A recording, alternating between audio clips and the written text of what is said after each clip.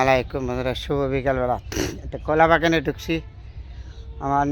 আমার চাচতো ভাইয়ের একটা কলা বাগান। দেখেন কলার ছড়িগুলি কত সুন্দর করে কলাগুলি ধরে রাখছে না, ঠিক বিকালবেলা। ছোটো ছোটো কলা হলো আমাদের নরসিংদী জেলা হলো বিখ্যাত হলো সাগর কলার জন্য। এই জন্য কত সুন্দর সুন্দর সাগর কলাগুলি ধরে রাখছে। কিছুদিনের মধ্যে পেকে যাবে। অনেক কলা ধরছে।